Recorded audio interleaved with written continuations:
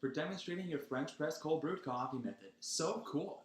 Today, I'll be showing you how to use an at-home espresso machine in case you happen to have one lying around. There's a couple different parts to the espresso machine. We have the steam wand and the steam pitcher. We have the tamper. We have the portafilter, which is aka the shot splitter, and we also have the bean grinder. Let's take a look at those. So on top I've got the bean grinder. As you can see, it's attached to my espresso machine, but some don't come attached. So just different makes and models of espresso machines. So mine is more mid-range on the price, so there is a bean grinder attached, but some of the lower range may not, and that's totally fine. You can always buy, actually, one of these, a portable green bean grinder, or you can go to Starbucks, Dillon's, what have you, and buy your espresso there and have them grind it for you.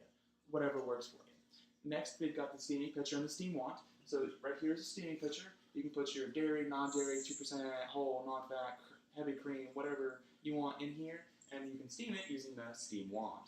How handy, right? Next, we have the portafilter or the shot splitter, which is right here. The espresso grinds will go in this middle part right here, and then the hot water will go through the top, through the middle, and then out the bottom in the form of espresso. So that's where it's brewed, because we're brewing exquisite coffee, so that's how that kind of plays in there, yeah. And then we have the tamper. This you'll use to push the grinds of espresso down into the portafilter firmly, so that way it gets the correct proportion of water to espresso grinds in there. If you don't have the correct proportion, so meaning if it's not packed tight enough or packed too tight, you won't get the correct taste of espresso. It'll either be too watery or there won't be enough water coming through, so therefore it's like kind of gross.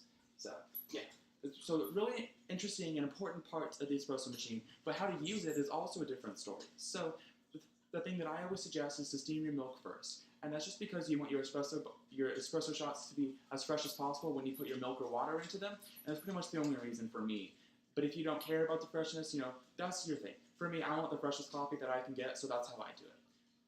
So while you're steaming your milk, I have my bean grinder attached, so I can do two things at once. Well, I can steam the milk, and then it'll kind of sit there. I don't have to hold it, and then I can grind my espresso and then tamp it to make sure that I'm getting the correct amount of grinds in there, which surprisingly, there's a lot of grinds of espresso that go, at least for my machine. Some other machines may be different.